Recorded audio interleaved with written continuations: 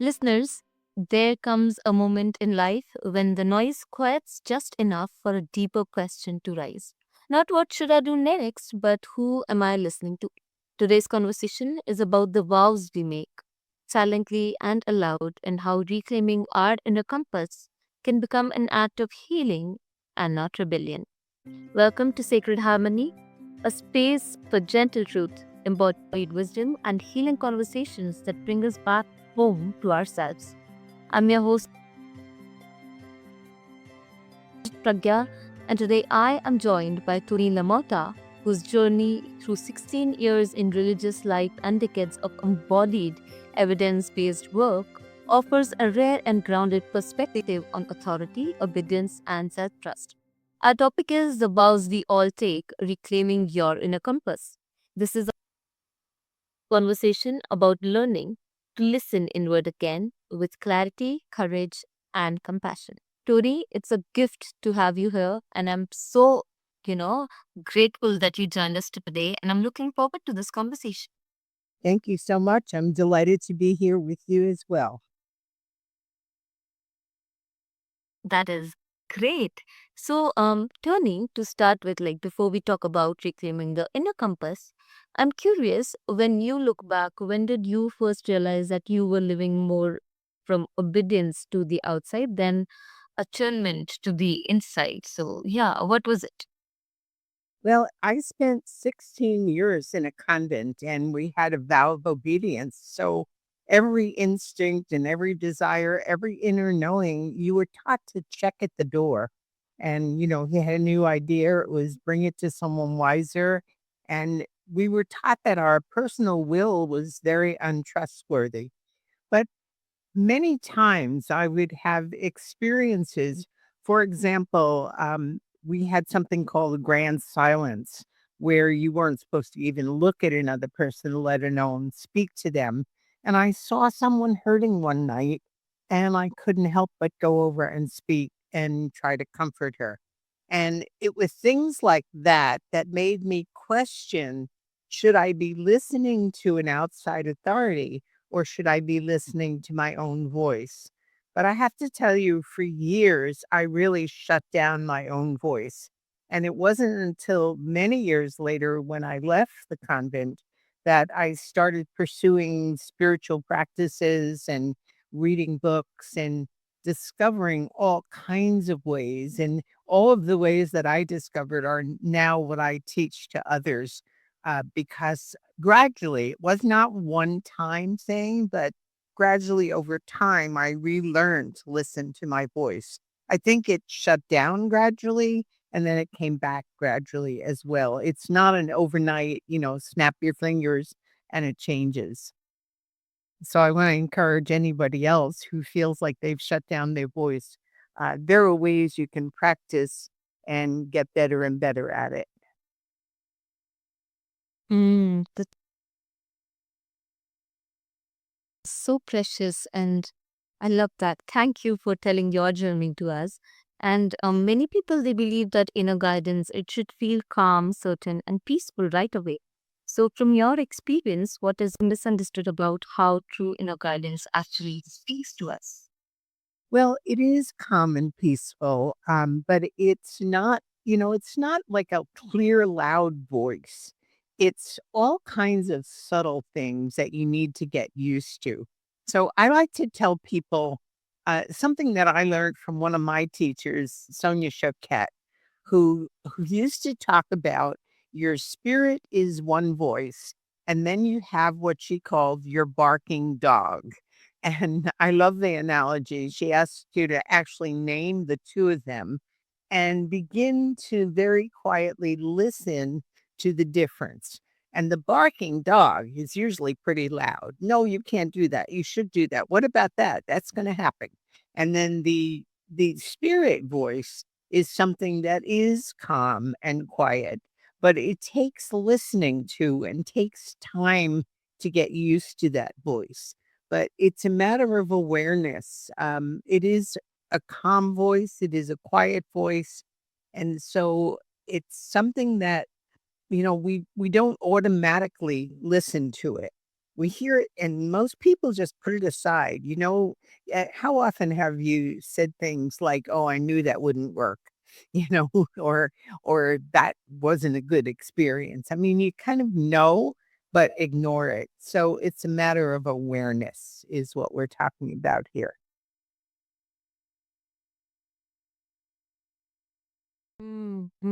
That is beautiful again, and thank you for letting us know what misconceptions that people have. And I want to know that you speak about the vows we all take, spoken or unspoken. So I want to know what kinds of inner vows tend to pull us away from our own compass. There are so many vows that we take, and there might be some that just pull us away from the. Yes, most people certainly weren't in religious orders, but we take vows to our family's expectations, for example. We become what our parents think we should be, and that's in all kinds of little and big ways. Some people do it to their company culture. They become chameleons to whatever they think they should be. Sometimes people in a relationship where one person dominates and the other person's voice gets smaller and smaller. Sometimes it's just to a smaller version of yourself that may have looked good on paper but felt hollow. Some people take vows to perfectionism, others to people pleasing or to a belief that everybody else knows better. I teach something called the Enneagram, which is a spiritual tool for not only psychological, but spiritual growth as well. And in that, we teach people that we come into this world perfect. We come in as emanations of the divine. And then what happens is something triggers us in our earliest years, usually by the time we're 5 years old, that makes us develop our ego. And what I'm calling vows, we might think of as your ego's defense in order to get back to that wholeness. And the Enneagram teaches that there are 9 different ways people do that. And some of it is perfectionism. Some of it is, I've got to take care of everybody else's needs. Some of it is, what I do is more important than who I am. So there's a whole lot of different ways, and it's important for each person to come to recognize what is the way that you've been living without even realizing it. We become so patterned, we just do it kind of promptly without any effort, and we have to stop and recognize it before it can change. Long answer, but I hope that helped. It truly does, and it sounds like these vows, they were not no mistakes, right? But survival strategies that once made sense. And I want to know, how does disconnection from inner guidance usually show up day to day? Well, for many people, it's the inability to make a decision because they're always checking with other people or making pros and cons lists. They have a hard time deciding. For some people, and sometimes these go hand in hand, is a great deal of anxiety. They're constantly feeling on edge, like something else is wrong. It becomes a lack of trust in other people and trust in themselves. So there are many different ways this shows up, but it's primarily that, many times people talk about procrastination, and procrastination can simply be a sign that you're unable to make the decision. You're not allowing yourself to trust what's showing up for you. And I often say to people, when you're making a decision, you can always change it. So what we do is, and this brings up the whole idea of failure. So many people are afraid of failing, and we want to redefine what we mean by failing, because when something doesn't go the way we wanted it to, it's just feedback. It's a way of recognizing what needs to be different. So it takes practice to learn some of these principles so that you then become more comfortable making decisions and living without all that anxiety. Anxiety for people who have this propensity, anxiety never goes away completely, but you begin to recognize it. And there's a great book called Feel the Fear and Do It Anyway. And that's what begins to happen. And the more you act on those impulses, the more you act on your inner knowing, the clearer it gets.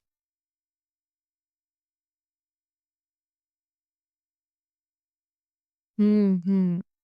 That hits the spot, and what I'm hearing is that body keeps score long before the mind catches up. And that is, I think the listeners should also resonate with that, and I'm sure they do. Now, you teach a six-pillar system that moves people from external validation to internal navigation. So I want to know, what is the heart of the system and what is the system? Well, the system that I teach are basically 6 different trainings, most of which I have learned from other people, some of it I've developed on my own. And so I'll go very briefly through the 6 topics. I call them the pillars of transformation. And the first one is about lifting fear into faith. And it's actually a somatic practice that I teach that helps people look at their fear and look at what they do when they have that fear, and then bring in the quality of God that can erase that. And we do, as I said, a somatic practice that releases that. That's a very powerful technique that we use. Another is the pillar of listening to the guidance of the angels, the archangels, the spirit guides that are available to all of us. For some people, it could be Jesus or Mary or Buddha.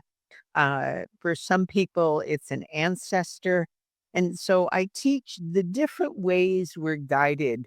And that particular module is a lot of fun because people who haven't experienced that before, I'm finding, for example, one of my clients said, she never even considered anything like that. And now she's got a notebook full of all the times she's hearing messages and she's attributing it to those guides. I also teach about joy guides, which makes it a lot of fun to start with. The joy guides are bringing us laughter or bringing us gifts. And when you start noticing how often that happens, that it actually starts happening even more. And then the third pillar is something that I learned from a man named Ira Pragya in a work he called the intensive journal. And I have adapted it now, and calling it learning from your life. And it's a way of looking back at the patterns in your life and actually having conversations with the people or the events or the circumstances or even your body. And the conversations are in through journaling process. And that journaling process then shows you how your life has been speaking.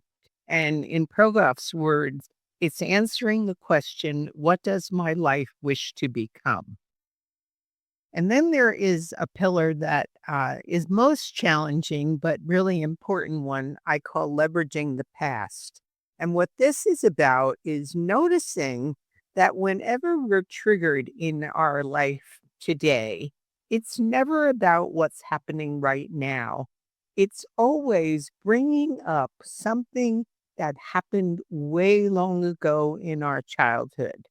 And with all the quantum science of neuroplasticity, we learn that we can actually change not the memory of what happened, but the result of the memory, the belief that developed as a result of the memory.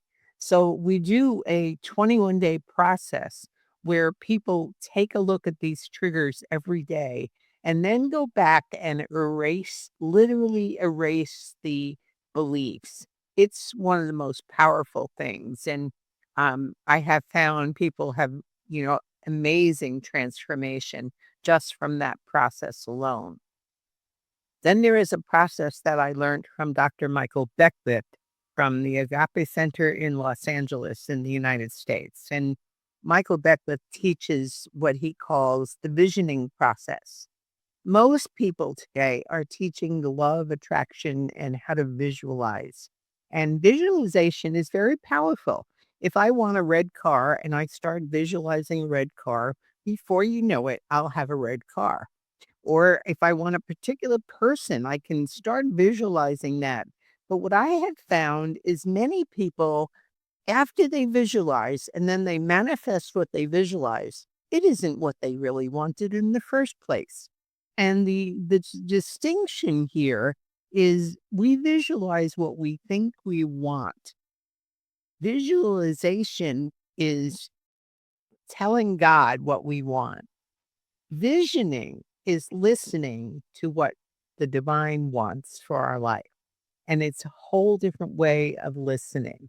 But when we listen from that point of view, and there are techniques that we teach that help people to listen that way, then we know that we're living on our highest purpose. And then the final pillar is what I call liberating your view of aging and death. And probably the biggest fear and the biggest thing that keeps people stuck in life is their fear of the aging and death. And so we look at all the myths that are there.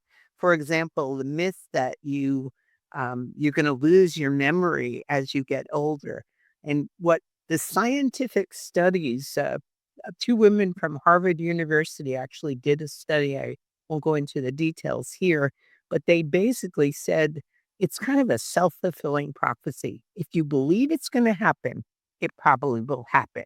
And that's where we need to change each of those beliefs. And so I've discovered that when you liberate your view of aging and death, what you're really doing is liberating your life. And life becomes a practice of what do I want said about me after I die? And how do I want to live? And I'll just put out my memorial service. I want it to begin by we're gathered here today because we felt loved in Tony's presence. I would love that to be the opening line from my memorial. And so I help people practice their own memorial and say, how do you want to live? That's what's important. Long answer. I hope that helped. It definitely does, and it makes so much sense. And that practice, it invites presence instead of performance, and it gives people a way back into their own wisdom without words. And that is what I'm taking away from you today. And even when we begin listening inward, doubt often returns, right? So what helps people stay aligned when fear resurfaces? Yes. So I was saying that even when we begin listening inward, doubt, it often returns. So what helps people stay aligned when when fear resurfaces? Okay. I think it becomes, awareness, as I mentioned before, when you start recognizing and even saying out loud, this is what my guidance is saying. The more you start to recognize it, the more it appears in your life. What we resist persists, and what we focus on, we get more of. So when you start focusing on even the little messages that you're hearing, they get louder and louder, and no, excuse me. I remember when I was first listening is like, "Ah, is that really a message?" But when you start to declare it, it becomes clearer and clearer, and then the doubt goes away, and then you excuse me one second. I'm sorry. Well, but then you lose the sense of doubt because, it doesn't matter. If I was wrong, I can make a change. And so you take it a little bit more lightly. I mean, very often people ask me, how do you begin? And I say to them, you begin by taking it all lightly. Don't make it a big project. Make it fun. What am I hearing today? Maybe at the end of the day, saying, what messages did I hear today? And then start listening during the day and saying, whenever you're about to do something, what am I being really guided at this moment to do? There was a time in my life that before I took any action, I would stop and say, what is the next action I should be taking? And it's amazing. And I had moment to moment guidance. Make this phone call right now, go walk here, do this. I mean, it's been amazing. And I think the answer is to practice. And also, the other piece of it is to listen to your body. The body will tell you, if it's on target, your body goes through peace and calm. If it's not, you'll get a headache or a stomach ache. Something will happen. Your body speaks. So we need to listen to it.